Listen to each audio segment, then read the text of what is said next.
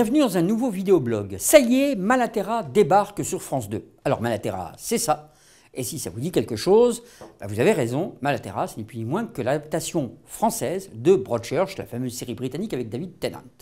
Alors, avant d'avoir des a priori en se disant une adaptation, voilà, on a déjà vu l'histoire, c'est au mot à mot, c'est pas la peine de revoir Malaterra, c'est un peu ce que je pense aussi, sauf que j'ai quand même été posé la question aux principaux protagonistes de la série, à savoir Jean-Xavier de Lestrade, qui est le réalisateur de 4 épisodes de la série, mais aussi Simon Abkarian, qui joue le rôle principal de Malaterra, et aussi la productrice de la série, à savoir Nora Meli. Est-ce qu'il faut voir Malaterra si on a déjà vu Broadchurch? Évidemment, c'est la question très piégeuse. Moi, je vais répondre oui, évidemment. Oui, parce que je pense que les gens les téléspectateurs qui ont aimé Broadchurch, ils vont retrouver, je pense, enfin j'espère qu'ils vont retrouver dans Malaterra ce qu'ils aimaient dans Broadchurch. Il y a une attention au personnage, il y a une forme de lenteur, mais pas lenteur au mauvais sens du terme. Je crois que dans le terme de lenteur, c'est attention aux gens, à ce qu'ils sont, à ce qu'ils vivent. On a essayé de filmer ça de manière assez aussi esthétique, assez belle quand même, et il y avait ça dans Broadchurch, et j'espère qu'on le retrouve aussi dans Malaterra. Donc ces choses-là, elles y sont toujours. Il y a aussi une tension dramatique jouée par le polar qui a commis ce crime d'enfant. Tout ça existe de manière assez forte toujours. Mais en même temps, c'est une autre histoire.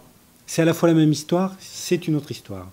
C'est une histoire, il y a d'autres paysages, il y a d'autres comédiens qui apportent aussi avec eux une autre lecture des personnages. Mais moi, quand on me l'a proposé, je ne savais pas que ça existait. Donc, une fois j'avais dit oui, et puis voilà, moi j'ai trouvé ça bien écrit. Moi, je ne vais pas me faire un cancer des émotions parce qu'il y en a eu 6 millions et que peut-être qu'il n'y en aura que 1 ou 2 ou 3, j'en sais rien. Mais mon travail, c'est de jouer devant une caméra avec mes partenaires ou sur un plateau de théâtre avec mes partenaires et devant là le public. Mais c'est comme une émotion. C'est qu'à un moment donné, si je joue pour manipuler l'émotion du spectateur, lui voler son émotion parce que je pleure trop à ce moment-là ou que je ris trop à ce moment-là, le spectateur, il n'a plus de place. L'important, c'est de laisser la place au spectateur. Et je pense que dans le travail qu'on a fait avec Jean-Xavier et Constance et tous les acteurs, et Nicolas Duvauchel et Catherine Yegel et tout le monde, je crois qu'on a réussi à laisser la place au spectateur. On n'a pas étouffé la vision ni l'émotion du spectateur. Je crois que ça reste ouvert. Donc après...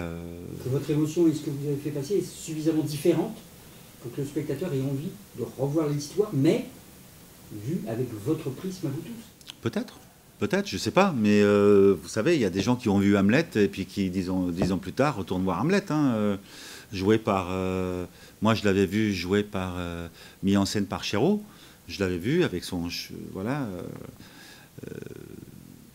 C'est une mise en scène magnifique. Je m'en souviens encore. Et d'autres l'ont monté et d'autres la monteront encore. Voilà. Et puis... pourquoi pas? L'intérêt pour moi, c'est de donner... de raconter cette histoire. Encore une fois, on l'a adaptée pas pour rien en Corse. Et donc, pour moi, il fallait qu'elle soit française. Et je pense qu'en la regardant, on se rend compte qu'elle parle de la France, de la société française. On n'a pas les mêmes problématiques que les Anglais, que les Espagnols, que les Italiens. Mais elle reste universelle. Et donc, pour répondre vraiment concrètement à votre question, je dirais que c'est aussi un cadeau pour les acteurs. Et c'est une partition qu'ils ont à jouer, tout comme le réal. Parce qu'il n'y a pas deux réals qui réaliseraient un scénario de la même façon. Où je mets ma caméra, comment je le découpe, qu'est-ce que je veux dire dans tel ou tel plan, quel rythme je fais. Le téléspectateur va retrouver, c'est un peu comme un souvenir de jeunesse, de petits bonbons acidulés. Ah, j'avais aimé ce bonbon, mais c'est une fabrication nouvelle. C'est un peu le même goût, c'est un peu le même parfum, mais il y a un petit piquant différent. Il y a quelque chose qui va vous rappeler une joie passée, mais nouvelle. Voilà, j'espère que vous avez été sensible à leurs arguments. Alors pour aller plus loin, véritablement, nous allons faire un autre blog vidéo avec la productrice de la série, mais celui-ci vous sera révélé uniquement après la diffusion du dernier épisode, car le dernier épisode de la série, lui par contre, est radicalement différent du dernier épisode de la série britannique et il vaut la peine qu'on y revienne. Donc rendez-vous au prochain blog après la diffusion du dernier épisode de Malaterra.